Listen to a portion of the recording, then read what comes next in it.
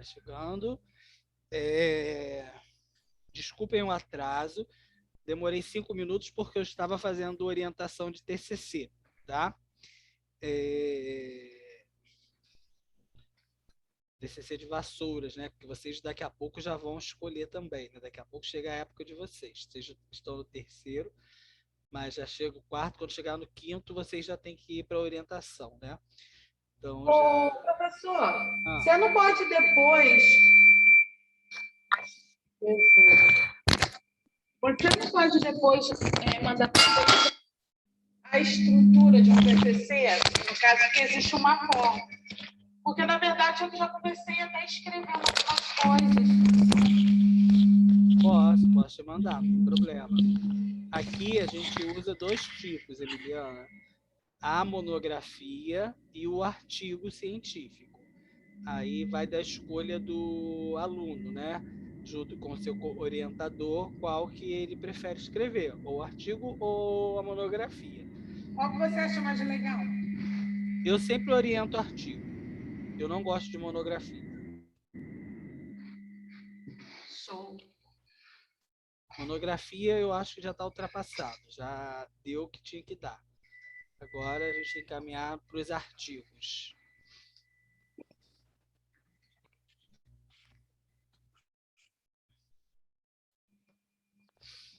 Bem, então vamos lá.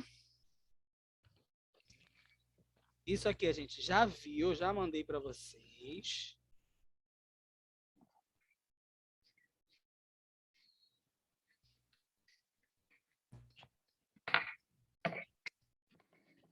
Bem, aqui no primeiro slide, só recapitulando, ele vai trazer a definição de educação, entendendo que educação não acontece só dentro da escola, né?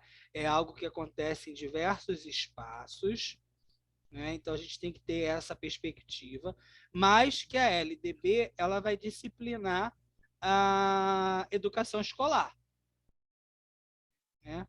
O que a gente tem que ter? O que eu vou chamar a atenção de vocês para avaliação? O que eu vou chamar a atenção de vocês? Vocês sabem que as minhas provas eu sempre coloco vocês para pensar, né? Eu sempre pergunto a opinião de vocês, o que vocês acham. É o mesmo trajeto, tá? Nessa primeira etapa da disciplina, porque quando a gente for para a segunda etapa já é algo mais técnico, né? Já é algo mais mecânico. Mas, por enquanto a gente consegue, a gente vai problematizar, né? Será que a educação está cumprindo o seu papel formativo? Vocês acham que, de fato, as crianças saem hoje formadas em todos os seus âmbitos? Será que socialmente, psicologicamente, fisicamente, será que tudo isso é muito trabalhado com a criança? É realmente trabalhado em todos os campos? Né? Será que esse modelo de escola hoje é um modelo de escola que valorize isso? Olha o que aconteceu. Eu fui para o seminário da juventude que teve agora há pouco, essa semana, né? O Congresso da Juventude. Participei da mesa, né? Aí o rapaz que inicia a fala, ele iniciou falando da escola, que os alunos já não aguentam mais esse tipo de escola, que a escola é a mesma coisa, que não sei o quê, que não sei o que lá. Aquela coisa que a gente sempre fala da escola, né? Escola é chata, Aí tudo bem. Aí daqui a pouco ele falou assim, para compor a mesa, aí chamou. Fomos eu, o coordenador da regional do estado, o secretário de trabalho, secretário de tecnologia, essas coisas assim, né? E um vereador. Aí quando eu fui falar, o que eu disse para eles? Olha, eu na verdade vim escutar. 10% que legal. Por quê? Vocês criticaram. Tem alguém com o microfone ligado falando comigo. Roseli, o seu áudio está aberto, aí está atrapalhando. Aí eu falei, olha, eu vim para escutar. Porque vocês criticaram a todo momento o tipo de escola que a gente tem. E vocês estão reproduzindo a escola. Vocês botaram nós, que somos os mais velhos, aqui na frente, para falar para vocês escutarem. Aí o Krenar, ele diz, quando você prende uma criança, o que ela faz? Ela foge, né? E aí a gente vai falar em Foucault. Foucault fala dos dispositivos de fuga, né? São as formas que a gente encontra para fugir da realidade. Eu falei, olha, um monte de alunos já levantaram e saíram pelo canto da quadra. Alguns já estão mexendo no celular. Outros já estão conversando com os colegas. Por quê? Porque a gente está falando aqui não interessa. Então, a gente está, mais uma vez, reproduzindo essa escola que vocês estão falando. Né? Quando, na verdade, era para vocês estarem aqui na frente e nós sentados ali escutando quais eram as demandas. Afinal, que tipo de escola que vocês querem? Né? Aí eu lancei a bomba lá para ser discutida. Né? Porque é a mesma coisa que eu for pensar uma política pública para um deficiente e eu não chamo os deficientes para discutir. Né? Ou seja, será que essa população de fato vai estar sendo atendida? Vamos sentar para discutir políticas para as mulheres. Aí eu só boto o homem para discutir. Será que, de fato, eu atendo as necessidades das mulheres? Né? Será que eu propor uma política educacional e não discutir com os professores, com aqueles que estão dentro da escola, será que, de fato, eu vou atingir ao que eu pretendo? Darcy Ribeiro fez algo muito interessante.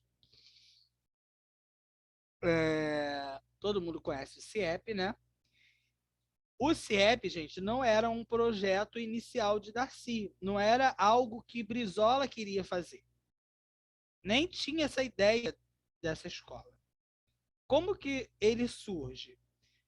Darcy Ribeiro, quando era vice-governador, ele faz uma pesquisa para saber como que estava a educação do estado do Rio de Janeiro.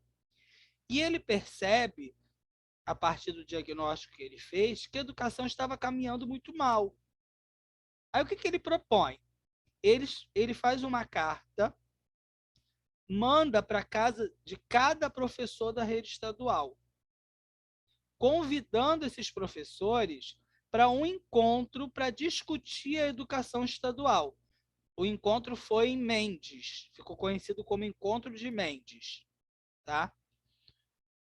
Nesse encontro, que foi um final de semana inteiro, olha só, hein?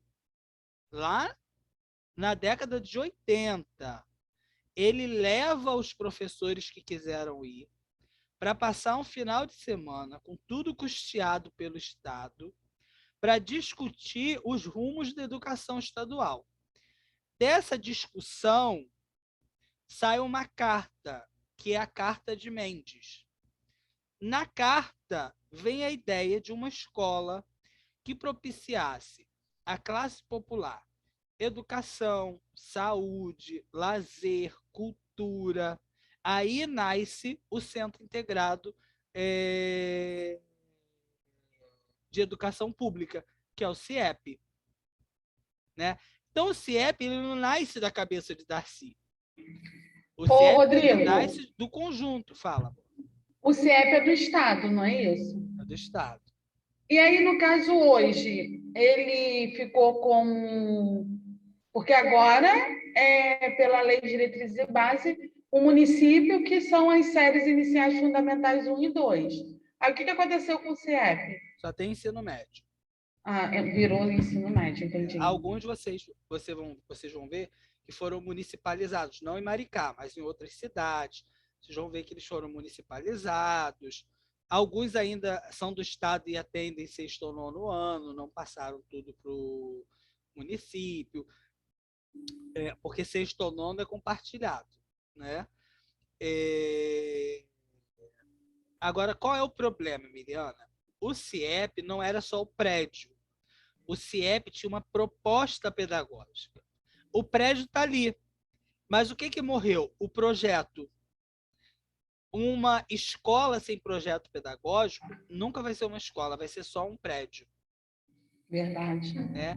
A alma do CIEP era o seu projeto pedagógico, que era muito bem feito. O CIEP tinha diretor pedagógico, diretor administrativo, diretor social. Ou seja, eu vou olhar os 3 campos que abrangem a escola. Né? E isso surge de um diagnóstico feito junto com os professores, de uma discussão feita com professores. É tipo assim, né, Rodrigo? É o que tentando fazer, em nome de Deus, não vai conseguir esse presidente louco, né? Nós conseguimos um avanço, né? Colocando a inclusão junto com as crianças, incluindo todo mundo, e agora estão tentando tirar, mas se Deus quiser não vão conseguir. A mesma coisa é o CIEP, conseguiu um avanço, um projeto legal, e de repente, pum, acabou. Sim. É complicado. Aí acaba voltando, né? Porque o que a gente tem que pensar? A quem interessa que a educação pública dê errado? Né? A quem interessa esses retrocessos? A quem interessa que não tenha merenda para criança? A quem interessa que os alunos não tenham conectividade? Né? Será que todo mundo quer que todos tenham acesso à faculdade? Né? Se a gente for pensar no caso, vocês têm N motivos porque vocês não conseguiram fazer a faculdade. Vocês estão fazendo agora. Sim. Né? Mas vocês são exceção. Vocês ainda são exceção. Somos privilegiados, no caso. Sim, né? sim. Porque para vocês estarem, alguém deixou de estar. Né? Para você, eu sempre falo isso no primeiro período, quando eu pego. Eu lembro dessa fala sua. Eu falo, não se esqueça que para vocês estarem aqui, alguém deixou de estar, porque primeiro período é uma etapa crucial, né? Porque tem muita gente que desiste, né? Aí se você ganhou aí, é difícil a gente falar porque a gente não está na posição do outro, né? Mas a gente tenta. Ontem mesmo eu conversei com uma aluna que estava falando que queria desistir, não sei o que. Eu falei, não vai desistir nada. Eu vou à sua casa pegar suas orelhas se você desistir. Né? Até mesmo porque a gente já passou de uma etapa. Né? A gente já. Vocês já estão, por exemplo, no terceiro período, que já estamos terminando as avaliações da P1, daqui a pouco P2 acabou. Já vão para o quarto. Né? É muito rápido, gente. A gente pensa que não é, mas é muito rápido. Ô, Rodrigo, você que é uma pessoa assim, muito crítica, independente da sua parte política, mas você realmente é crítica. Eu acho isso muito legal em você. Na sua concepção, não sei se alguém já te perguntou isso alguma vez ou eu estou tendo a ousadia de perguntar. Mas se você não quiser falar, não tem problema não, tá? Tá gravando, não tem problema. O que você acha quando houve... É porque teve esse debate até lá na escola, nós conversando, né? E eu fiquei um pouco em cima do muro. Aí não é nem por falta de informação, não, que você dá bastante informação para a gente, mas eu fiquei meio assim. O que você acha, assim, quando houve essa mudança da Lei de Diretriz e Base ter direcionado o Estado para ficar com o ensino médio e aí o município ficar com as séries iniciais, o primeiro e o segundo fundamental? Você acha que isso foi bom? Vamos lá, Emiliana. No desenho, sim.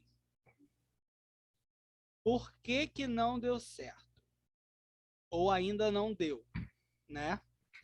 Porque os políticos são partidários. Eles não entendem que partido não é repartido.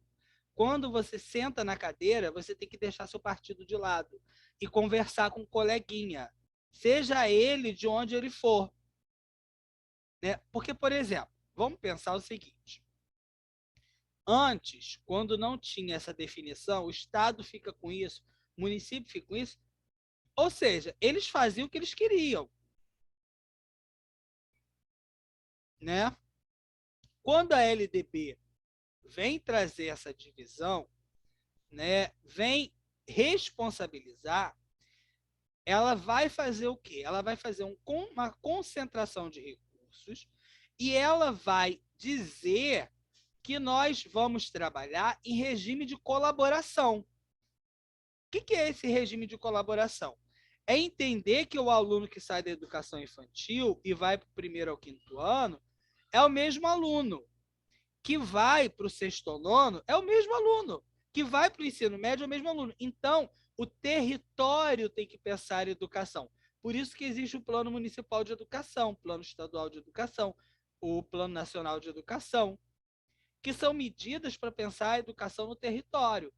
Agora, será que a gente vê as escolas municipais, as escolas estaduais sentarem e conversarem sobre educação? Né? Será que o diretor... Olha, lá no Bananal tem Ponta Negra e Bananal. É o mesmo lugar, né? É a mesma coisa. Tem a escola Reginaldo e tem a escola Amanda Pena. Os alunos do 5º ano,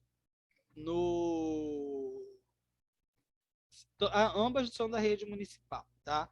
Mas só para vocês virem.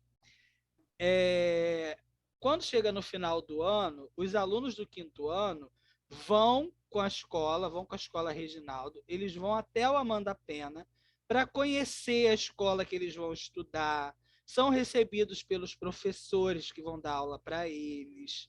Ou seja, começa-se a pensar um caminho, né? É óbvio que esse regime de colaboração é muito maior que isso. É você pensar pedagogicamente, é pensar avaliação, pensar rendimento, né? Aí, quando eu falo que dá certo no desenho, na minha cabeça o desenho dá certo, Emiliana, é porque ele prevê a colaboração. Ele separa, mas separa no intuito de que a gente consiga se organizar. Mas separa e diz que a separação prevê a colaboração, né? A conversa com o coleguinha, como acontece no Ceará. Se vocês forem pesquisar no Ceará, existe uma política estadual de educação, os municípios fazem formações juntos, inclusive tem concurso público conjunto, que você faz o concurso público, aí lá tem, dizendo se você quer ir para o estado, se você quer ir para o município tal. Olha que evolução, né? Sim. E os professores, professor? O que aconteceu com eles? Porque eles foram concursados no estado e, de repente, houve essas mudanças. Aí, no caso, o município abraçou eles? Não pode. O que acontece? Quando uma escola é municipalizada ou deixa de ofertar o ano de escolaridade, existem 3 caminhos. Primeiro, ver se o professor tem uma graduação. Os que têm graduação foram dar aula nos anos maiores, né? Me formei em português, matemática, história, geografia, mesmo não tendo feito concurso para essa área. Eu não tenho graduação. Aí existem 2 alternativas. Ou você vai para a biblioteca, para a secretaria, foi a orientação, ou seja, vai para o coordenador de turno, vai para outras coisas. Ou, se não tiver nenhuma dessas alternativas, ou você vai para outro órgão, né, faz uma adaptação da sua função em comum acordo, ou aposentadoria por extinção de cargo. Entendi. A maioria mudou Agora, de função. as crianças, eles têm um impacto muito grande quando há essa mudança, né? Porque a prefeitura, pelo menos em Maricá, eu estou falando rede Maricá, porque ela, em Niterói e São Gonçalo, eu não conheço, não sei como funciona, no caso das escolas municipais. Dentro de Maricá, né? São vários projetos, vocês, no caso, que são a parte que eu falo elite, né? No caso, que estão realmente na frente da educação. Vocês querem, a gente quer mostrar realmente que a coisa acontece, muitos projetos legais, e vocês investigam, vocês estão em cima, estão na frente para ver. Aí, de repente, a criança vai acostumada a ter, vamos botar, essa mordomia toda, né? Aí vai, chegou. Aí muitos até desistem, porque o medo, a incerteza, ainda mais quando fazem essa aprovação automática, faz a prova, às vezes que repetiu e vai, passou, às vezes uma criança do 6º ano, aí daqui a pouco já está no 1º, assim, é complexo. São questões complexas. A gente ficaria aqui a noite inteira discutindo isso, Emiliana, porque são muitas coisas que envolvem, como, por exemplo, você falou, a progressão, né? A política ela tem que ser do município. Eu vou te citar um exemplo para você. A questão da inclusão, né? Muitos alunos saem da rede municipal, que ainda tem muita coisa para acertar, mas que já avançou muito, mas chega no estado é pior a situação.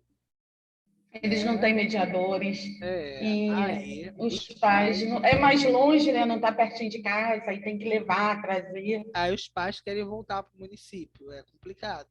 Bem complicado. Enfim, vamos lá.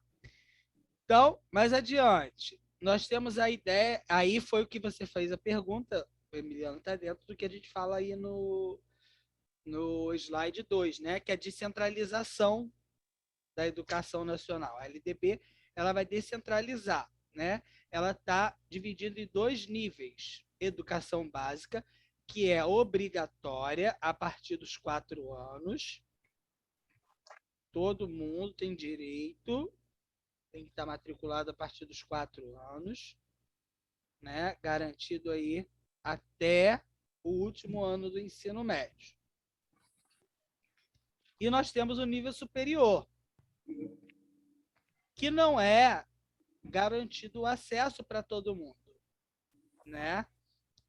A gente teve um momento político no Brasil em que a classe trabalhadora teve o maior acesso à universidade, né, por políticas de incentivo, e depois nós vamos ter, a partir de 2016, um rompimento com essas políticas de incentivo, né? Uma desestruturação do acesso dos pobres, dos periféricos à universidade, né? Com a dificuldade de se conseguir bolsa, né? O término de programas, congelamento dos recursos, né? A educação básica ainda não está universalizada, né, gente? A gente não pode pensar só Maricá. A gente vai pensar a nível Brasil, né? Boa noite, professor. Boa noite, Ju, tudo bem? Mais ou menos. Vai ficar. Boa noite, professor. Boa noite, meu amor, tudo bem? Tudo bom, professor? Bom, a educação básica, por mais que ela seja obrigatória, gratuita, direito subjetivo, né? Intransferível, inviolável, né? Um monte de coisas.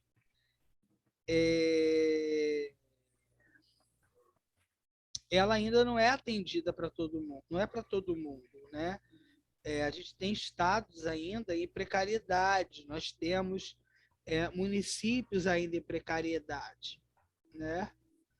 Hoje eu estava conversando com uma pessoa, foi uma conversa muito rápida, que eu não conferi o que ela me falou, mas como é uma pessoa que trabalha na área financeira, falou assim: Rodrigo, olha, o governo federal agora, 20% do recurso passado para os municípios estará atrelado à nota da Prova Brasil, a UIDEB, na verdade. Ou seja, 20% do seu recurso vai ser de acordo com o seu bom desempenho na prova do SAEB. O que é a prova do SAEB? O sistema SAEB, né? A Prova Brasil, é uma forma de manter você preso a dar aqueles conteúdos que são os descritores que tem na avaliação, né? Eu quero trabalhar outra coisa diferente. Mas será que se eu trabalhar outra coisa diferente, os alunos vão conseguir passar nessa prova? Aí vem o medo. Aí o sistema começa a fazer treinamento. Vamos treinar para fazer prova do SAEB. Ou seja, amarra-se a escola pública, né? Amarra-se a escola pública. E é um inferno, porque nenhum gestor consegue falar assim, não vou fazer a prova, porque se não fizer a prova, não vai receber o recurso. Entendem como o sistema aprisiona?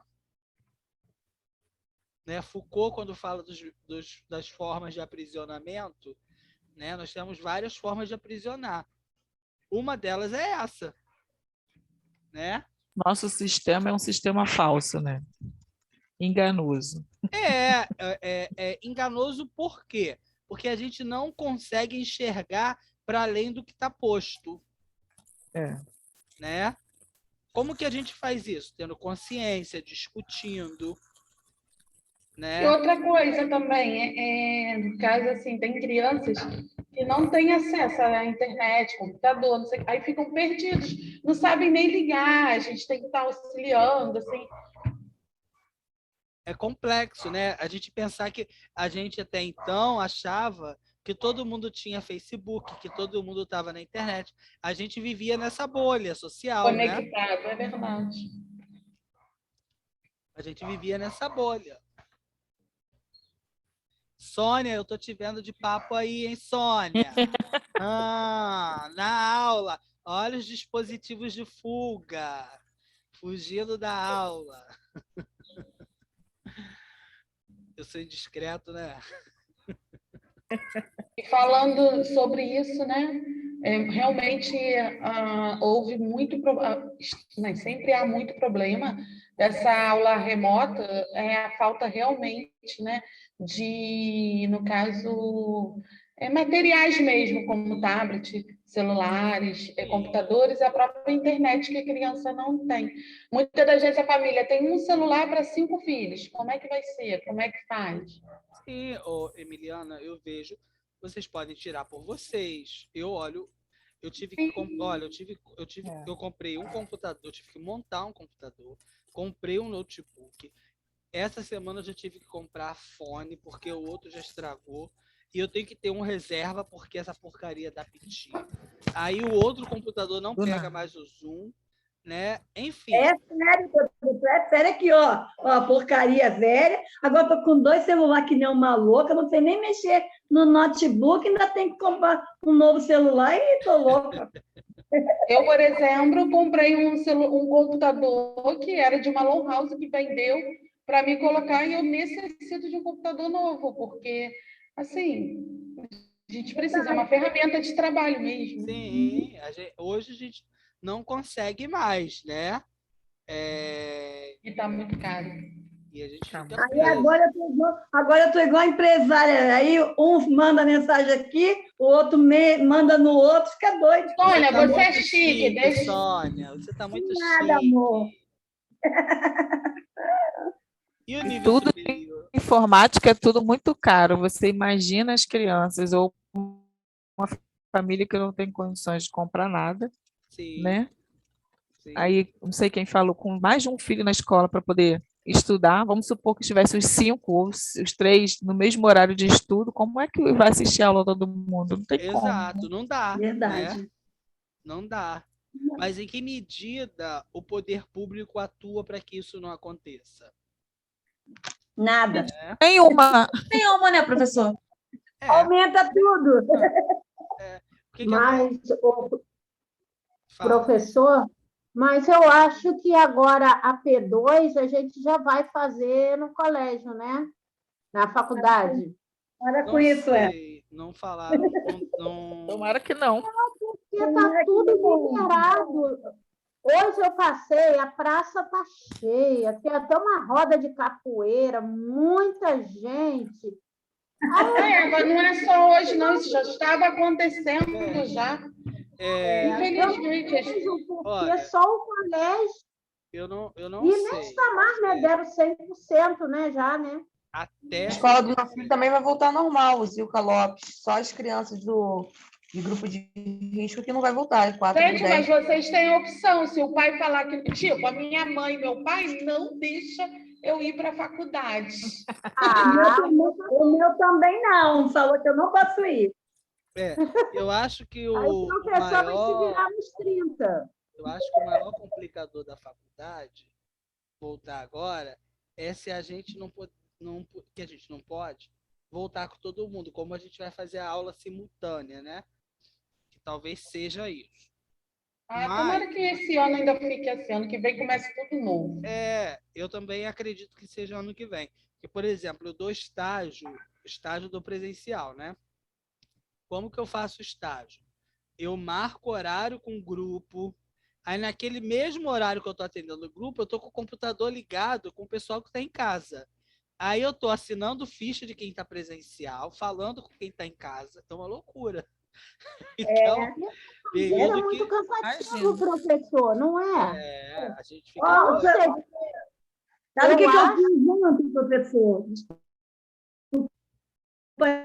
Emiliano, sabe o que eu fiz ontem? Eu também faço ensino remoto, né? Aí, o que eu fiz? Ontem mandei a mesma aula de um dia antes para todo mundo, tanto de manhã como à tarde. Ainda bem que ninguém reclamou, fiquei, quietinha. Aí, ó. Viu? Foi. Olha, eu quase morri, quase passei. Acontece. Acontece, é muita coisa. Abre 3 turmas de uma vez, abre 4. Aí você faz o Zoom com as crianças. Nossa, é muito louco isso. Eu estou dando aula para vocês. E eu estou ouvindo o outro celular fazendo blup, blup. É um celular que eu tenho só para quem está fazendo estágio. Porque o meu número de estágio é separado, né? Que é onde eu mando carta, mando as coisas de estágio. Eu quero esse número. Você vai ter. Assim que você começar o estágio, você já vai. Eu estou brincando. Professor, Não, mas esse você vai ter mesmo. professor, Diz uma coisa. A gente que está, no caso, trabalhando, como que vai fazer esse estágio? Porque é complicado isso, hein? O que Mas que Eva, acontece? você trabalha em escola. Não vai ser Mas tão não complicado. tem creche. E temos que fazer na creche. Mas o que que acontece? Por exemplo, se você já trabalhou em creche, a gente tem forma de fazer isenção, tem várias coisas que a gente utiliza para organizar essa vida de estágio de vocês, tá? Mas é muita Eu coisa. trabalhei em uma creche, só que não era legalizada, quer dizer, aí Não não, pode. aí não pode. Mas vai chegar a disciplina de estágio e vou explicar tudo a vocês. Se for eu ainda de estágio, né? Mas vai ser. Mas pode ser eu ou ou Gabi. Vamos ver. Ou Gabi, ou um ou outro. Tá Um bom. ou outro. Então, Mas, tá tudo Eva, tranquilo. você é professora onde você trabalha? Não, Então vamos lá. mas eu sou professora. Sabe que eu não sei quem... Aquele o colégio... Agora me fugiu. Depois que eu lembrar, eu falo. Isso agora me fugiu. Então vamos lá. Bem, então, como que está dividido aí a educação nacional? Nós temos o Estado brasileiro, né, que é a União, Congresso Nacional. Nós temos o Sistema Nacional de Educação, que ainda está se consolidando, que ainda está em processo, né, de consolidação. Tem 2 grandes eixos, que é o MEC, que é o Ministério da Educação, e o Conselho Nacional de Educação, né? O Conselho Nacional de Educação regula, né, publica resoluções, legislação, e o MEC implementa a Política Nacional de Educação, né? Tem a função de implementar a política de educação. Nós temos os sistemas. Nós temos o sistema federal, nós temos o sistema estadual e nós temos o sistema municipal, né? Prevendo sempre o regime de colaboração, né? O que é esse regime de colaboração?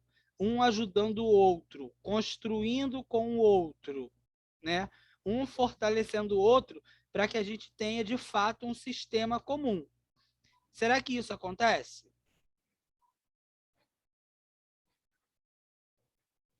Acontece, gente? Não. Eu acho que, pelo menos em Maricá, aconteceu. Por quê? Mas- Vocês não fizeram o Darcy e doaram para o Estado? De uma certa forma, o município... Eu estou no raciocínio certo? Sim.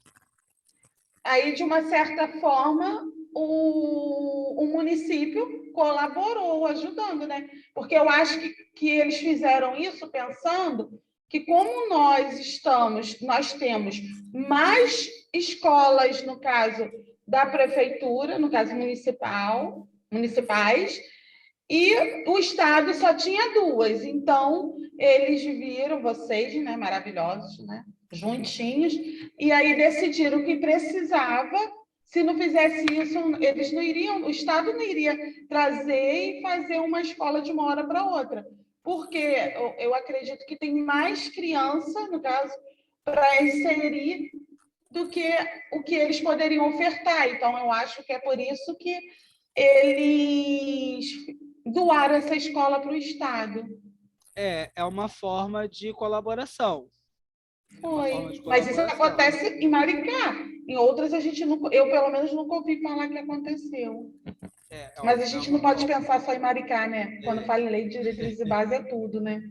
A gente está pensando Brasil. Porque Sim. o que acontece? Vocês vão fazer concurso para vários lugares, né?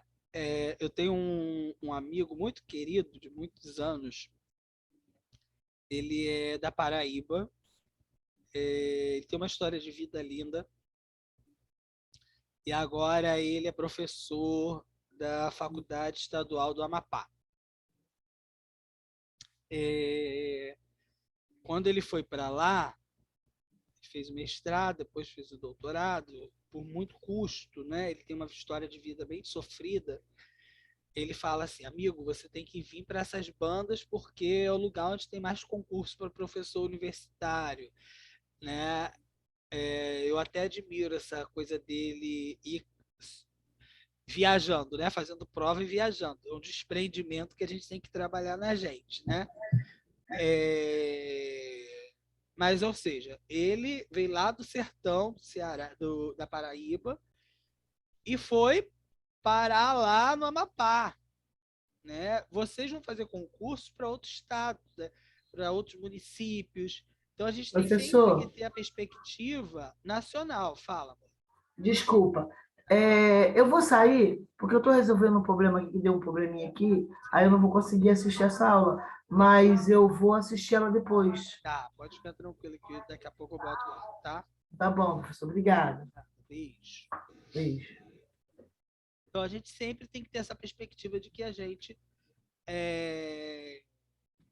parte da nossa experiência, a nossa vivência, e a gente vai tentar olhar o Brasil como um todo, né? Como que o Brasil está caminhando, né? Vamos lá. Então, o sistema federal, o que ele faz? Ele é composto pelas instituições mantidas com dinheiro da União, né? Os institutos federais, as escolas federais, pelo segundo no caso, né? Os Cefetes, né? Tudo que for instituição federal é ligado ao sistema federal. As instituições de ensino privadas de educação superior, os órgãos federais, o MEC e o FNDE. O FNDE, Fundo Nacional de Desenvolvimento da Educação Básica, que é o que distribui o recurso, né? Redistribui os recursos para os municípios. Tá? Estadual. são, ou Distrito Federal, a gente tem o Distrito Federal, instituições mantidas com recursos do Estado, instituições de ensino mantidas com o dinheiro do município, quando forem instituições de nível superior, ou seja, universidades municipais. Nós temos universidades municipais. Macaé, por exemplo, tem uma. Maricá tem uma, só que não funciona. Ainda não funciona. Universidade Municipal Internacional Professor Darcy Ribeiro, acho que é esse o nome.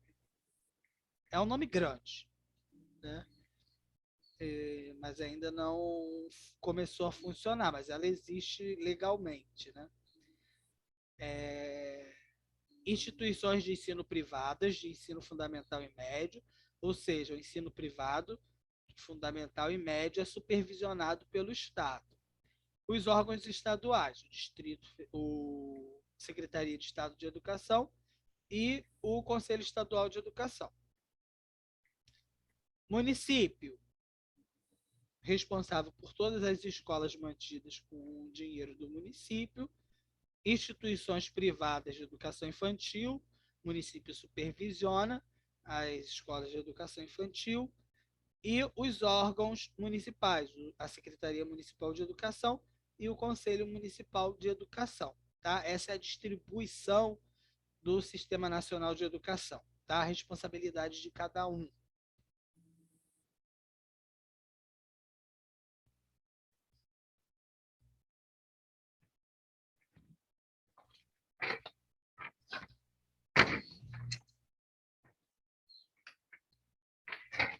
Então, vamos lá.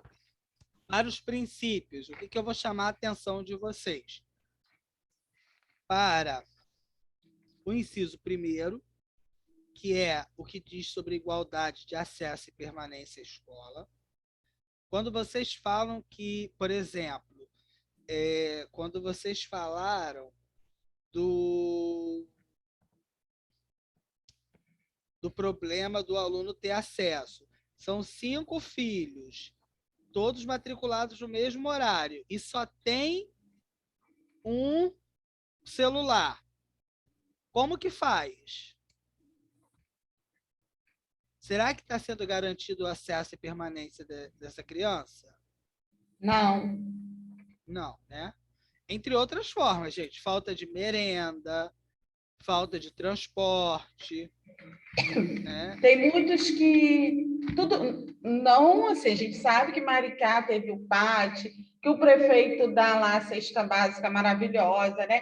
Mas aí a gente tem que colocar na cabeça que nós estamos falando de LDB e LDB engloba tudo. E Realmente, muitos estão passando fome, necessidade, muitos perderam a casa, e aí tem os projetos que as pessoas fazem quentinho e leva, mas não supra, né? Um dia só que você vai doar um cachorro-quente e tudo, e realmente muitos perderam trabalho, perderam casas, e realmente estão na rua. sim, sim.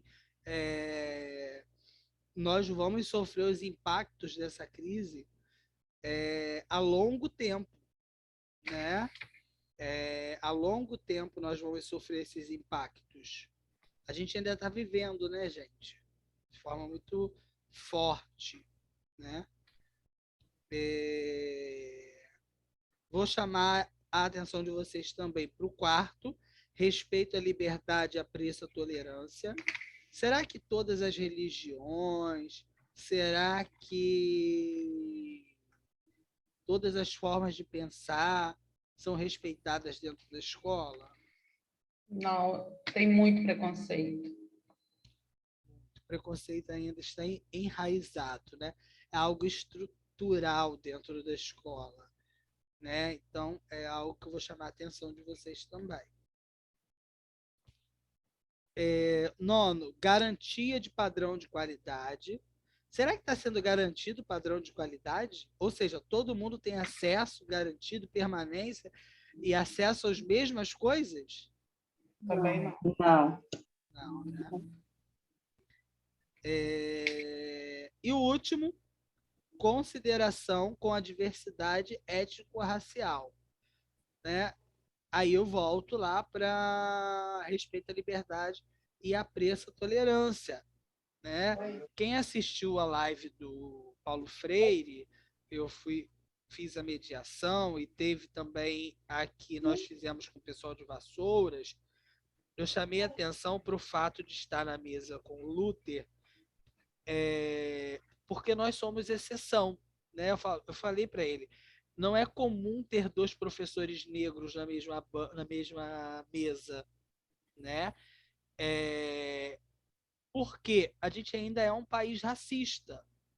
A gente ainda é um país que não... Eu ouvi a fala do Bolsonaro, e foi uma fala que me chamou muito a atenção na fala, no discurso da ONU. Eu não sei se vocês assistiram, mas o Brasil, ele tradicionalmente é quem abre os discursos da ONU, né? Isso é uma responsabilidade muito grande. É quando ele coloca o seguinte, que o Brasil está aberto a receber os afegãos. Né? Vocês sabem que o Afeganistão está passando por um problema seríssimo. Mas ele diz o seguinte, a gente vai receber só quem for cristão, mulher ou criança. Olha só se for cristão, mulher ou criança. É um país laico, o Brasil é um país laico, né? Eu vou receber, mas se você não for cristão, você pode ficar aí para morrer. Gente, eu achei isso uma coisa. É melhor não receber ninguém, então, né? Por isso que ele está lá, Covid. Fiquei sabendo que ele está com Covid. Podia morrer logo. Eu também fiquei sabendo. Eu achei isso uma coisa Ele tão... tá com Covid. Né, Ele só pega Covid. Vira e mexe, ele está com Covid. Ele tinha que ficar muito ruim mesmo, que pudesse ver o que é que as pessoas sofrem. Mas sabe qual é o problema? Tem dinheiro, deve tomar um monte de coquetel, que aí ele não sente, diabo. Nem sente. Juliana, olha só. É a Ele gripezinha, não tá com Liliana. nada, isso é uma cortina de fumaça, ele já tomou vacina há muito tempo. Eu Vocês também E ele fala que não tomou, né? Ele é muito sujo. fora! Eu É também tudo cortina de fumaça. Emiliana revoltada. Ai, Olha. insuportável. Eu também sou revoltada com esse presidente. Desde quando Liliana, começou leva a mal, Covid, começou a vacinação. Ele já tomou a vacina, a mulher dele tomou vacina nos Estados O professor quer falar rapidinho. Vamos Também, ouvir. também acho, concordo com você que tenha tomado. Isso aí também acho. Eu fiz Tudo tratamento. cortina de fumaça. Também concordo. Eu fiz tratamento com psiquiatra durante um bom tempo, né? Quando meu primo faleceu, né? Meu primo, ele cometeu suicídio, né? E eu fiz um tratamento psiquiátrico durante um bom tempo, um acompanhamento porque eu não estava bem, né? E eu entendia que eu não estava bem, que eu precisava. Aí tinha um problema lá envolvendo uma mulher no meio, não sei o quê. Eu falei várias coisas, né? Falei, não quero que ela morra, eu quero que ela sinta toda a dor, que a vida dela se transforme em desgraça. Eu falei um monte de coisa. Aí ele falou o seguinte para mim. Eu falei, olha, se desculpa, tá, doutor, mas eu não vou conseguir falar pro senhor que eu queria que ela se tornasse uma pessoa maravilhosa, que o mundo dela Ela fosse seja de feliz. luz, que ela encontre luz, eu não quero nada disso. Ele falou, olha, não minta sentimentos. Se você sente, você fale o que você está sentindo. Porque a pior coisa que tem é a gente tentar se enganar, né? Darcy Ribeiro diz que ele é um indignado sempre, né? Ele sempre vai se indignar. Ele traz outra fala muito boa que eu tenho na minha dissertação de mestrado, que ele diz que a gente tem que tomar partido, que a gente tem que se posicionar. Porque quando a gente não se posiciona, quando a gente vê o erro e a gente fica calado frente ao erro, a gente está sendo conivente, né? Então, às vezes a gente fala e parece ser extremo, né? Mas não é algo que está ali dentro, real, né? Real da gente pensar numa estrutura que o Brasil está passando. Né? Eu trouxe para vocês um exemplo de vários outros. E aí de várias outras pessoas, né? Não vou... Tem ele, mas tem uma cambada aí, né, que faz um monte de asneira. Enfim. Vamos lá. E que nunca sai, né, professor? Ninguém da política. Você vê que não porque a muda. política Sai no o pai, Brasil entra virou o filho. profissão. É verdade, eu falo isso. A política virou profissão. Sai o pai, entra o filho, do filho vai para o neto e assim vai passando cajado. Aqui no Brasil, a política virou profissão, né? Infelizmente. Eles tinham todo mundo que ganhar salário mínimo, que ia acabar com essa bagunça. Mas, Porque tem infelizmente, são eles que queriam. países desenvolvidos que político não ganha nem salário. Aí ninguém ia querer ser. Eu assisti um vídeo de um político que o povo estava esperando ele na porta lá da saída do Congresso, sei lá, não sei de onde, e ele com medo de sair. Quando ele saiu, eles pegaram ele e jogaram ele dentro da lata do lixo. Queria fazer isso com o Bolsonaro. Tem um que pegaram e deram uma surra dele de pau, né? Ele correndo lá pelo Rio, enfim, dentre outras coisas. Aí, gente, eu botei 3 questões para vocês, né? Primeira aí, o Brasil tem um histórico de desigualdade social, desde os tempos primórdios. Esta desigualdade atinge diretamente a educação. Em tempos de pandemia, você acha que essas desigualdades aumentaram? Qual a visão sobre a ação do Estado para garantir o acesso e a permanência dos alunos? A desigualdade piorou no Brasil nesse período de pandemia, gente? Sim. Muita coisa. É algo muito claro para a gente, né? Aumentou muito, por quê? As pessoas perderam seu emprego, as pessoas perderam sua renda, né? Perderam seu trabalho, né? Então, se você perde a sua renda, você perde o acesso minimamente à alimentação, né? A garantia básica de alimentação para sobreviver, né? Eu vou pegar a fala da Emiliana. Tem a galera que ajuda, mas não é todo dia, né? Sempre vai faltar alguma coisa. É um paliativo, que é muito importante, mas que é um paliativo ainda, né? O Estado brasileiro, ele se movimentou para garantir que os alunos tivessem garantidos o acesso e a permanência na educação.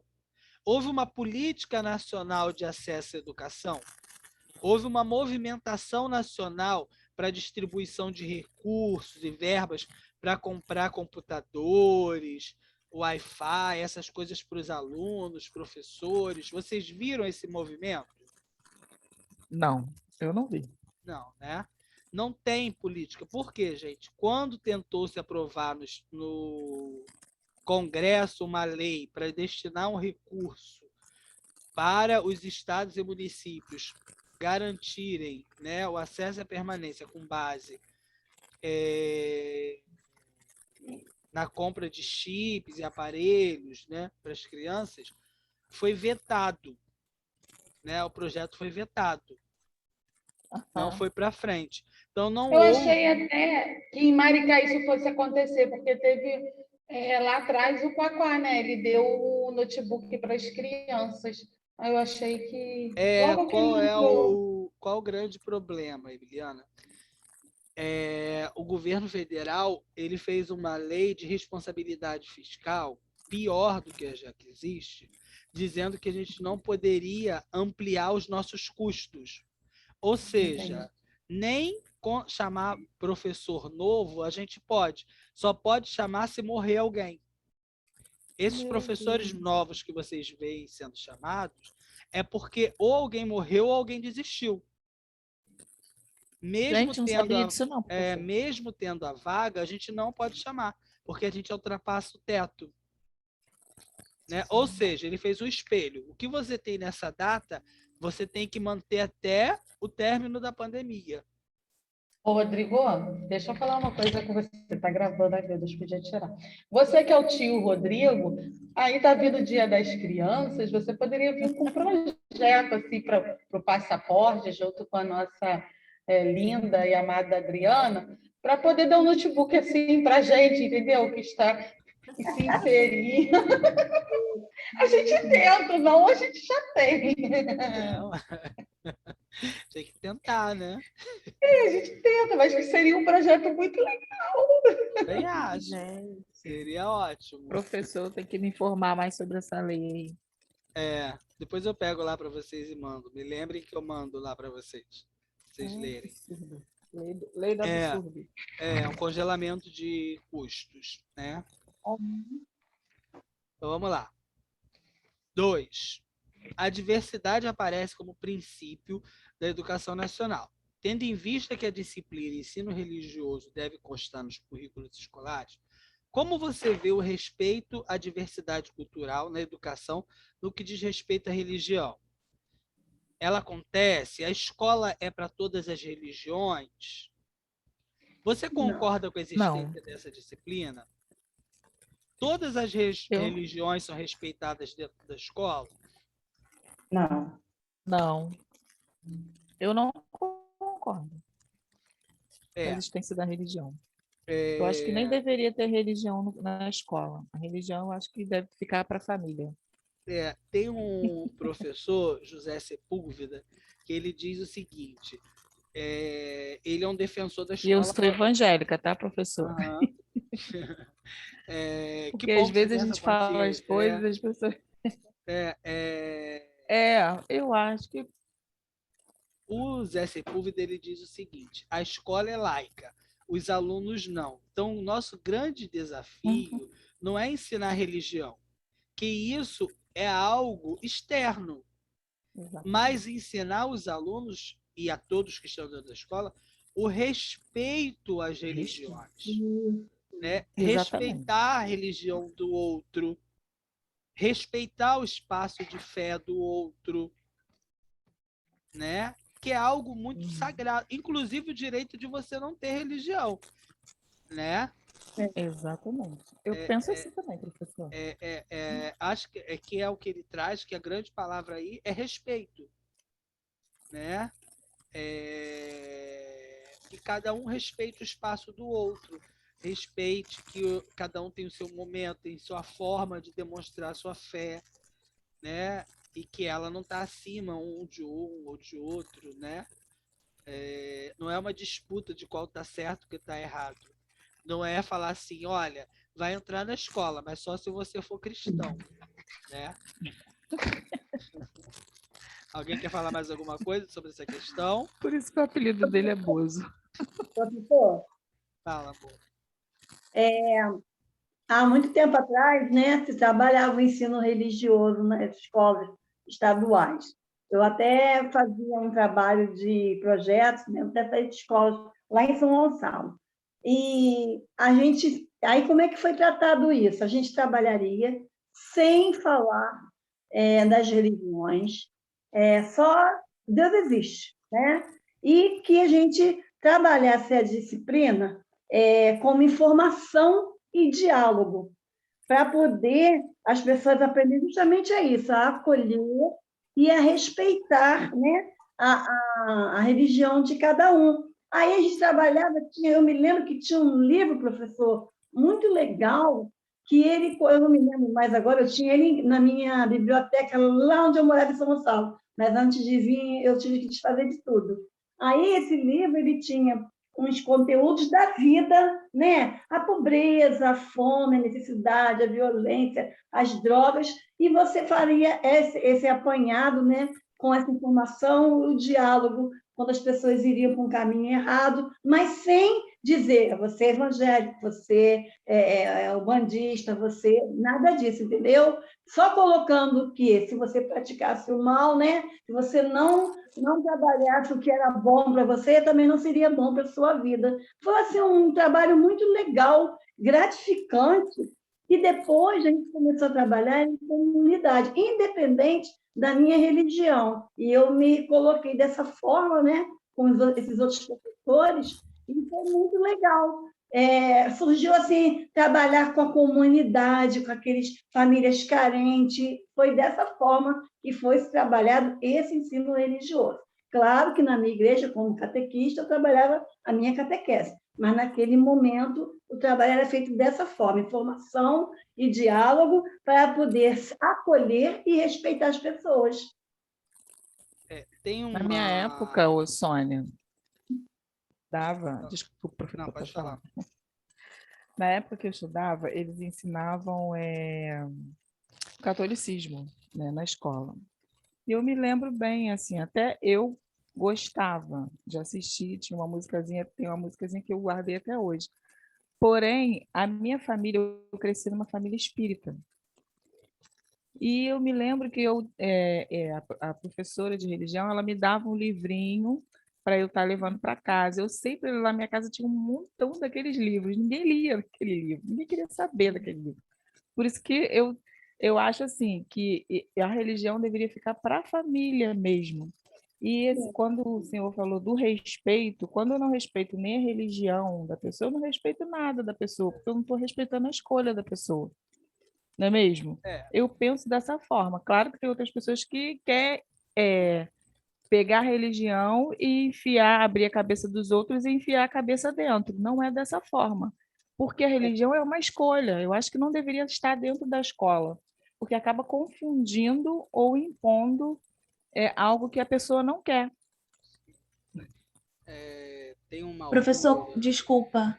Quando eu fui responder essa questão, eu coloquei diferente do pensamento das meninas, porque eu acho que, assim, as religiões, porque são várias, tem o ateu, enfim, faz parte do ser humano. Tem pessoas que são, enfim, faz parte do ser humano. Então, não falar sobre isso na escola remete para mim uma como se fosse um sigilo, uma coisa que não pode ser dita.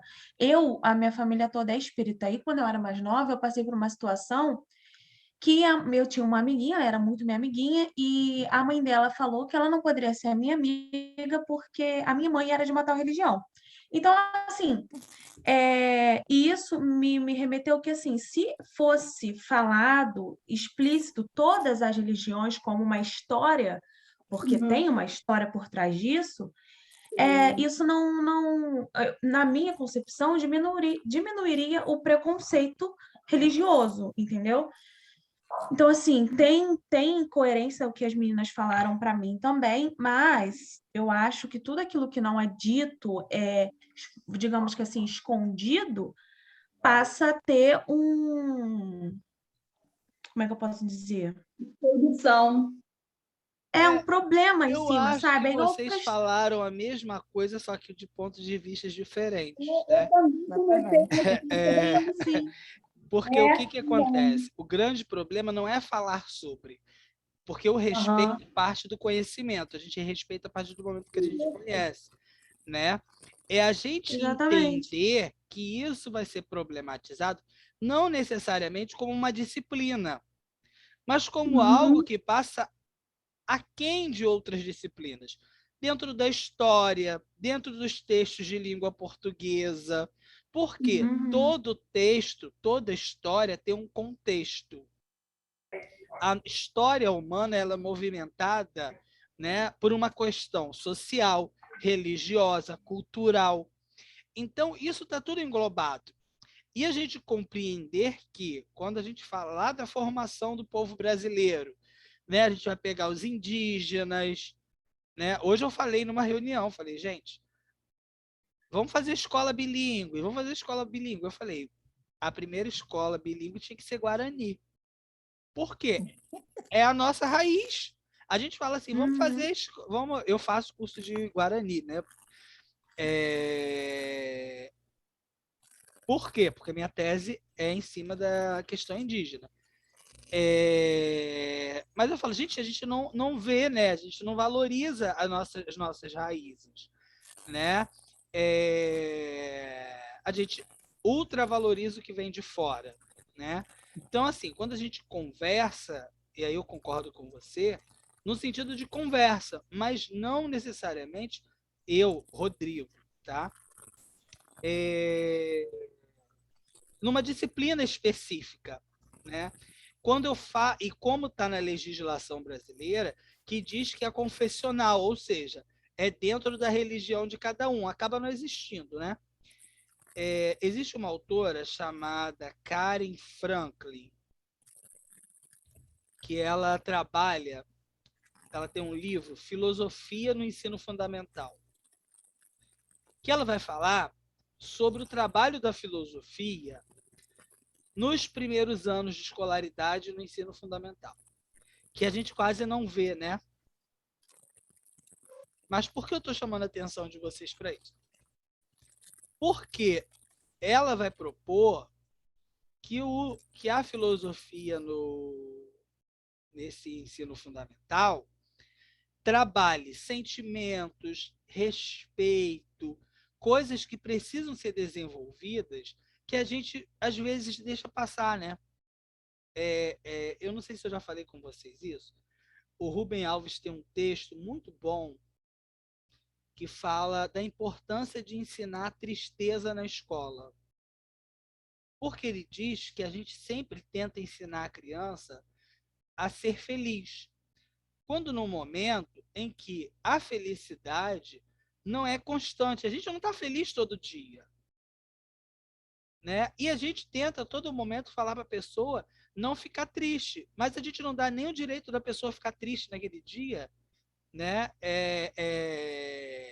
Será que ela não pode viver a tristeza dela naquele momento? Né? E a gente não conversa sobre isso. Por quê? A gente tenta a todo momento tapar a tristeza, mas ela não passa, ela fica ali dentro. Por exemplo, você está triste, né? As pessoas vão ver que você está triste, automaticamente elas vão tentar fazer coisas para te levantar. Ah, não, não fica assim, não sei o quê. Vamos fazer isso, vamos pegar um ar fresco, né? Você, para tentar satisfazer aquela pessoa, vai tentar rir, não sei o quê, mas dentro de você, a tristeza está ali dentro, está ali se manifestando, está ali tentando explodir. Então, naquele momento, o que você precisaria não é de alguém para falar para você não ficar triste, é para alguém ficar do silêncio do seu lado, pelo menos, né? Ou alguém que te escute o motivo da sua tristeza sem te julgar, sem falar por quê. Porque a gente tem a mania de julgar os outros. Aí o Rubem Alves vai trazer isso, que a gente, na escola, a gente não fala sobre tristeza. A gente quer falar sobre tudo, datas comemorativas, sobre não sei o que, não sei o que lá, mas a gente não para falar sobre tristeza, sobre dor, sobre medo, né? Aí Fala no lado da vida, né, Rodrigo? a gente só fala o lado bom da vida. Aí o que acontece? A gente passa pelos lados ruins. E ninguém falou pra gente que ia ter o lado ruim, né? A gente, quando é criança, a gente às vezes passa pelo lado ruim, né? Olha, Rodrigo, vou te falar aí, na infância a gente leva para sempre, porque mesmo que você viva uma vida boa e tudo, mas a tristeza que você viveu, não só na infância, até no adulto mesmo, você está bem um dia, mas de vez em quando aquilo volta na sua mente, te faz às vezes até chorar, não é? Você sozinho. Sim.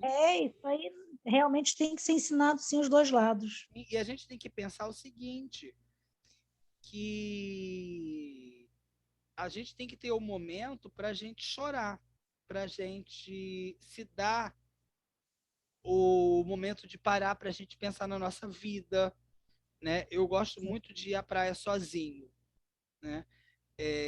Quando eu quero pensar em alguma coisa, quando eu quero me desligar, eu vou à praia sozinho. Eu não gosto de entrar no mar, mas eu gosto de sentar ali e ficar, né, matutando na minha cabeça. Eu não quero computador, não quero televisão, não quero gente, não quero nada. Né? Eu quero deitar ali na areia e ficar pensando, porque eu preciso daquele momento para mim. Né? Porque senão a gente surta. Né? Verdade. A gente surta. E aí o Rubem Alves traz isso pra gente. A gente não trabalha isso na escola. A gente não trabalha saudade. Né? O que é saudade? Como que a gente fala sobre isso na escola? A gente fala, mas a gente vai ter... Vocês vão pegar a geração da saudade. Vocês vão pegar crianças que perderam os pais para o Covid. Verdade. Quem já trabalha em escola já está lidando. A gente vai lidar com professores que estão lidando com a saudade. Como que a gente trabalha isso? A gente não trabalha. né? É aquele currículo oculto que tem que existir. Eu perdi meu pai com 8 anos e isso aí ficou muito marcado, porque ele era muito presente, principalmente na escola, porque ele era professor. Então, ele era professor de matemática e português. Então, ele estava muito presente, as reuniões era ele ia mais do que a minha mãe. Sim. E, de repente, ele morreu de acidente de carro. Eu tinha 8 anos, isso aí me marcou muito, porque doía Dia dos Pais, eu via as crianças, os pais das outras crianças indo, e uma dor que eu carrego até hoje, já tenho 43 anos, entendeu? E ficou marcado na minha infância, Só que ninguém realmente nunca se preocupou de perguntar o porquê a gente estava triste, nunca veio assim, deu uma aula, um exemplo, né, para poder tentar. Sim, é aquele né? momento de sentar e deixar a pessoa falar, né? Eu dou aula de orientação pedagógica. Vocês vão ser meus alunos lá no 6º período de gestão pedagógica, que é a orientação pedagógica. Não dou aula de orientação educacional. Mas eu sempre chamo muito atenção para quem deseja ser orientador educacional, que tenha isso em mente, em perspectiva, de sentar com as crianças, de ouvir os alunos. A gente gosta de falar, mas a gente não gosta de ser escutado, né? Qual o momento que a gente para a aula para sentar em roda para os alunos falarem? Vamos falar? Como que estão vocês? Na verdade, um orientador, né, educacional, ele acaba sendo psicólogo, realmente, tanto com a família quanto com a criança, né? Porque, tipo assim, vão lá, desabafam, falam da vida, eu já vi isso acontecer. Sim, o orientador educacional faz uma ponte, né? Alguém que está ali naquela ponte. Eu tenho formação em orientação educacional, mas nunca quis ser orientador educacional, né? Mas talvez um dia acabe sendo, né? Porque eu falo tanto que eu não quero ser orientador educacional, mas eu falo tanto do trabalho do orientador educacional que eu acho importantíssimo, não diminuindo o trabalho dos outros, mas dessa coisa do deixar o outro falar, né? Os adolescentes, nossos adolescentes não são ouvidos. As pessoas falam, adolescente hoje em dia fala demais, não fala, porque chega na escola a gente quer deixar dentro do quadradinho. Tira o boné, olha pra frente, não sei o quê, não sei o que lá, né? É complexo. Né? Professor, fala. A sua aula me recorda muito a minha infância. A minha infância foi uma infância muito triste. Ai, minha aula é porque eu triste? Não, essa aula é boa, mas como o senhor fala da desigualdade, eu nasci numa família muito pobre, eu tinha muita dificuldade para ir levar um lápis, um caderno, né? Aquelas coisas básicas, né? Que a gente tinha que levar para a escola. Geralmente eu tinha o lápis e o caderno, mas o hidrocor, o lápis de cor para fazer aula de arte, todo mundo tinha, eu sempre tinha que pegar emprestado com os amigos e tal. Mas eu sempre, assim, levei isso numa boa. E no meio do caminho também aconteceu isso que aconteceu com a amiga, eu perdi meu pai. Eu era muito agarrada ao meu pai. E o que o senhor está falando aí, da gente dar ouvido, prestar atenção no que as crianças falam, geralmente, uma família, quando perde, né, um ente querido, as pessoas ouvem muitos adultos, a esposa, né, ali, esquece de ouvir as crianças. E eu me lembro que eu estava sofrendo muito. Quando eu cheguei no colégio, até porque eu não queria ir, acho que eu entrei no estágio de depressão, o professor da banda foi o e fez 1 minuto de silêncio pela morte do meu pai. Aquilo ali me ajudou muito. Até hoje, para mim, fez a diferença. Porque a Quer gente dizer, não tem o costume de fazer isso pelo aluno, né? A gente faz pela família do professor, a gente faz pela a gente família... se sente alguém. Sim. Né? Então, isso é realmente muito importante. Então, isso que o senhor está falando é realmente a gente tem que dar ouvido para as crianças. Ô, Rodrigo, eu me lembro de uma coisa na minha infância também, um menininho que estudava com a gente, não me recordo o nome dele, estudava na minha série. Perdeu a mãe, sabe? Então, ensaiaram, eu achei aquilo cúmulo do absurdo. No Dia das Mães, ensaiaram tudo, tinha tudo aqueles versinhos, aqueles aparatos que hoje em dia não tem, né? E nele, a professora ensaiou para ele pegar uma rosa, dar uma rosa branca na mão dele e jogar para cima.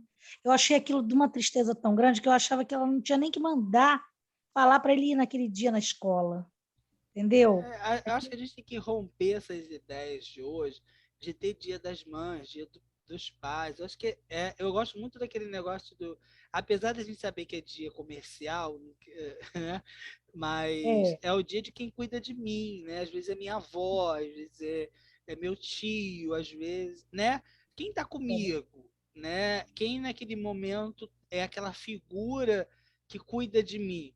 Porque enquanto a gente reforçar, inclusive a legislação hoje fala em responsável, não fala em pai e mãe, né? A legislação hoje fala em responsáveis. Por quê? Eu não sei quem é o responsável daquela criança, né? Verdade. E às vezes a gente reforça o estereótipo de ter pai, de ter mãe, no momento que eles, né? Professor, eu trabalhei numa escola lá, que nesse dia era o dia da família. Eles não enfatizavam o dia de pai, dia de mãe. É o dia da família. Sim, sim. Então, eles faziam uma coisa bem bacana. Eu gosto também. Eu acho esse negócio, quando chega o dia do pai, a mãe fala, eu sou pai, sou mãe, aí ficam, não sei o quê. Gente, pai é pai, mãe é mãe. Se o pai não foi presente, mas tem o dia da mãe. Eu não concordo muito com isso, não. Desculpa aí quem pensa diferente. É porque eu acho que a gente fica tão tentando se encaixar em padrões, né, que são desnecessários hoje, que a gente tem que desconstruir, né? Eu tive uma orientanda chamada Wanda. Ela hoje mora em São Paulo. A Wanda foi a minha primeira orientanda de TCC. Olha que coisa doida, né?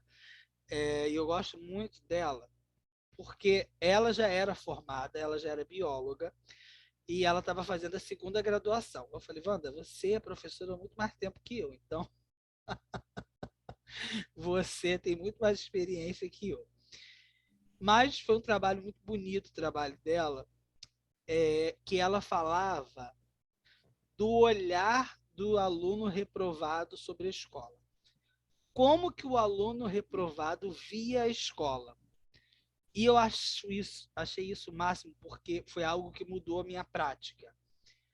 Porque a gente sempre quer saber o que o professor pensa da escola, o que o OP pensa da escola, o que o diretor pensa da escola, o que o pai... Mas a gente não pergunta à criança o que ela acha da escola, né? A gente faz reunião de professores, faz conselho de classe, a gente pergunta a todo mundo sobre a turma, mas a gente escuta a turma, a gente faz conselho de turma, né? Vamos reunir a turma, por que vocês acham que o resultado foi assim? O que a gente pode mudar? O que a gente pode mexer? Né? A gente não faz isso. Né? São coisas que a gente tem que ver na nossa prática, que talvez a gente deva mudar. Né? Bem, vamos lá. Situação problema. Isso é mais prática. Renato foi convidado para ser secretário de Educação no município de tão distante. Lá não existem escolas que atendam educação infantil, mas Renato queria realizar o grande sonho dele de criar um colégio municipal para atender o ensino médio. Levando-se em consideração que toda demanda de ensino médio é atendida pela rede estadual em tão distante, ou seja, não tem aluno de ensino médio fora de aula. Está todo mundo matriculado. E que existem 240 crianças de 4 e 5 anos, são idades obrigatórias de educação infantil fora da escola, como você entende a ação de Renato? Justifique sua resposta. Ele agiu certo?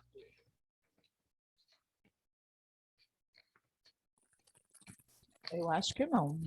Não. Primeiro, por quê? Professor, posso responder o que eu coloquei, só para você debater?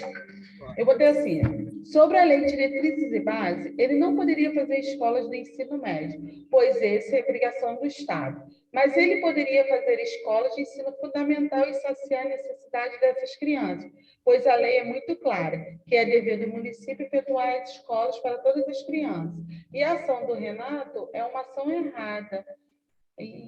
insignificante, egoísta. Ele que quer realizar uma ação que até não pode passar a se preocupar com as crianças. Não, isso aqui foi um rascunho. Deixa eu pegar o que eu escrevi. Mas eu escrevi mais ou menos isso, mas aí na hora eu coloquei outras coisas a mais. Mas é mais ou menos por aí? O que acontece? Vamos pensar o seguinte. O município ele não é proibido de ter ensino médio. Ele primeiro tem que atender o que é obrigatório para ele. Se ele tem, ele é obrigatório ter educação infantil, primeira etapa do ensino fundamental e compartilhar a segunda etapa com o Estado. Então, ele só poderia ter um colégio estadual, um colégio municipal para atender o ensino médio, se todas essas 240 crianças já estivessem matriculadas. Né? Estou atendendo todo mundo da educação infantil, estou atendendo todo mundo que é minha obrigação, aí eu posso fazer uma escola de ensino médio, um colégio de ensino médio, uma escola normal, né? Não tem problema, desde que eu atenda a minha obrigação. Aqui ele agiu errado por duas questões. Primeiro, porque não havia demanda, porque todos os alunos já estavam matriculados. Segundo, porque ele, antes de atender o que era obrigação dele, que é o ensino, a educação infantil, ele foi tentar atender o ensino médio. Né? Com certeza ele ia sofrer uma ação aqui do Ministério Público, né? Que ia ver que ele tomou uma atitude errada. Vamos lá. Professor. Oi. Professor. Fala, amor. E o município também está errado de manter essas crianças que deveriam obrigatoriamente estar na escola, município, estado, não sei, porque aí não está sendo também garantido o direito à educação, né? Isso, é direito de todos, a partir dos 4 anos, correto? Do município. O município está sendo infrator. Então, mas tanto no inciso 2º do 211, quanto no que diz que a educação é obrigação, ou é direito de todos, não é isso? Sim, sim, exatamente. Ah, tá bom. Tá vendo? Vocês estão igual advogadas falando já, tá? Professor? Li muito hoje, tá? Muito bem. Isso aí. Professor? Fala. Eu não tinha entendido, lembra que eu falei você que eu estava com dúvida? Porque na hora que eu fui lendo, aí eu estou até lendo aqui com a minha filha, com meu marido, aí na hora eu tive essa ideia, que ele estava errado, que ele era egoísta. Aí na mente dele, botaram assim, porque ele está dizendo que é um município tão distante, então ele está pensando em como você agiria numa gestão escolar, organizando uma escola assim. Aí eu fiquei numa dúvida cruel. Cadê esse tão distante? Você pegadinha. Porque tão distante é o nome do município. É um nome fictício, né? Assim, mas independente dele ser lá em Marte, dele ser tão distante, ele tem que seguir a mesma regra, né? A gente vai ver, quando eu fazia consultoria, por exemplo, no Paraná, eu já atendi municípios que só tinham uma escola, né? Eu me lembro do município, eu não lembro o nome, tá, gente? Era um município tão pequeno que o secretário de educação era o diretor da escola, só tinha, era ele e duas professoras, mais ou menos, era uma escola rural, era aquilo que tinha no município, né? Olha que loucura a gente pensar um lugar que só tem uma escola, né? Enfim, crianças. Tão distante, né, professor? Lá é tão distante mesmo. Crianças, alguma pergunta? A gente tem que entregar isso hoje mesmo, professor? Não, até sexta-feira que vem. Ô, Rodrigo, eu já entreguei o meu desde domingo, não sei se você viu. Vou ver aí. Mas, na verdade, isso que ele queria fazer era um pouco de vaidade, não era? Sim, porque já inicia a oração dizendo que era um sonho dele, né? Era um sonho dele, mas não era necessidade do município. A gente tem vários sonhos, né? Mas nem sempre a gente pode realizar, né? Não botei nada. Verdade. Professor? Fala. Olha só, eu acho que eu fiz o meu todo errado. Por quê? O senhor lembra quando o senhor falou que em um colégio a gente não pode começar no ensino médio tendo uma criança, no caso, criança sem... no caso, a educação infantil... Não, para começar o ensino médio, teria que fazer a educação infantil, no caso, tendo criança, né? No caso, veja aqui bem, Eva. 240 crianças. Eva, veja bem. Não é isso? Olha aqui, Eva. O município tem sua responsabilidade. Ele tem que atender a educação infantil, o ensino fundamental 1 e, em compartilhamento, o ensino fundamental 2. Para ele ter ensino médio, a rede municipal, a secretaria municipal, vamos supor que eu seja a secretária de educação de Maricá quisesse ter o Joana de novo de ensino médio. Ela só poderia botar ensino médio no Joana novamente se primeiro ela atendesse a todos esses alunos que ela tem obrigação. Depois que ela atendeu a todos esses alunos, aí ela pode abrir essas turmas de ensino médio. Da mesma forma, a rede estadual. A rede estadual tem obrigação com o ensino médio. Ah, mas ele quer abrir uma escola de 1º ao 5º ano.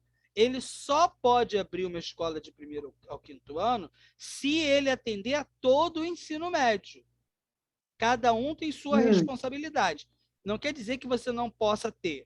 Você pode ter, desde que primeiro você cumpra a sua obrigação.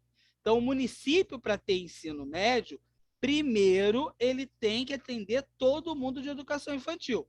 Ali o Renato, como estava posto como secretário de educação, ele tinha 240 de educação infantil fora da escola. Ele nunca poderia abrir ensino médio. Ah, então eu acho que eu estou certa. Ah, não, então eu fui certa. Então, aqui no caso, ele não pode abrir. Não pode abrir. Ah, então tá. Fala, é que eu não prestei atenção. Tá. Eu pensei que eu tivesse errado. Rodrigo, deixa eu falar. Eu estava fazendo janta, peguei o finalzinho da conversa, mas eu sei que vocês estão no número 3, não é isso? Isso. Posso falar o que eu coloquei para ver se o meu está certo? Pode. Porque eu perdi o meio da conversa. Eu botei assim, eu acredito que Renato não parou para ver as necessidades do município, onde ele será secretário da educação. Para ele criar uma escola municipal para atender o ensino médio, primeiro ele tem que atender as necessidades das séries iniciais, entre parênteses, educação infantil, atendendo a demanda dos alunos de 0 e 4 anos, não, de 4 e 5 anos, que estão fora da escola, para aí sim poder atender os alunos de ensino médio, caso não haja necessidade de ofertar vagas para o ensino fundamental naquela localidade. É isso? Perfeito, tá ótimo. Ótimo, valeu. Vamos lá, mais alguém quer falar alguma coisa?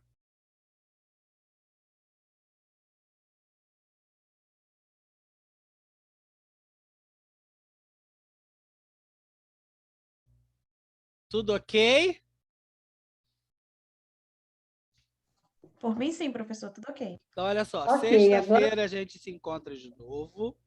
Vou postar as aulas para vocês assistirem. Quem tiver alguma dúvida, depois pode me chamar no WhatsApp. Fiquem tranquilas, vocês sabem que eu não avalio vocês só por causa daquilo. Aquilo lá é uma formalidade, mas eu avalio vocês na participação, na interação, na troca, né? Isso faz parte do processo avaliativo, tá bom? Aquilo lá é uma reflexão que a gente tem que fazer, né? Então, por isso que eu faço prova reflexiva, não faço decoreba, tá?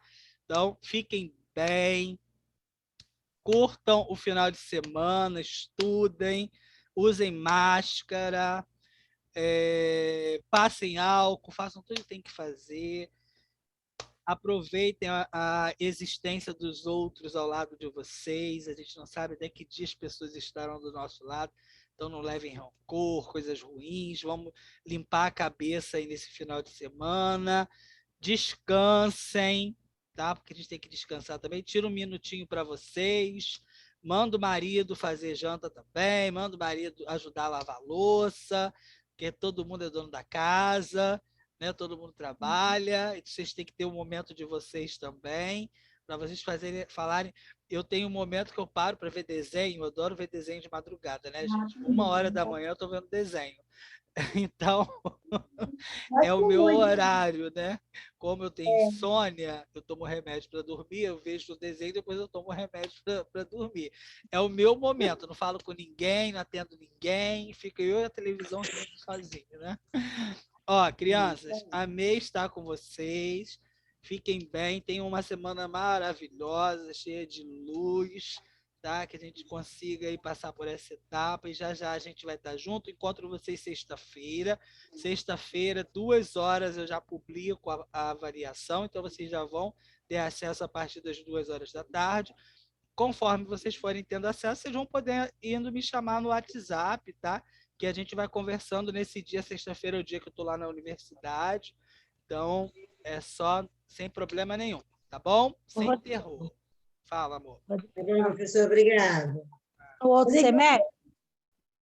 Eu não estou escutando. Tá me ouvindo? Agora eu tô. Ah, como eu te falei no outro semestre, vou me espelhar em você para ser professora, se Deus me permitir ser professora um dia. Vai permitir, com certeza. Igualável. Igual a você, eu nunca vi. Vai permitir. Eu sou suspeita de falar, porque você sabe que você mora no meu. Vocês também moram no meu. Eu falo que eu posso brigar, mas eu não gosto que ninguém fale dos meus alunos. Eu sou professor ciumento. Crianças, ó, beijo. Eu sou pai, né? Pai. Isso. Beijo.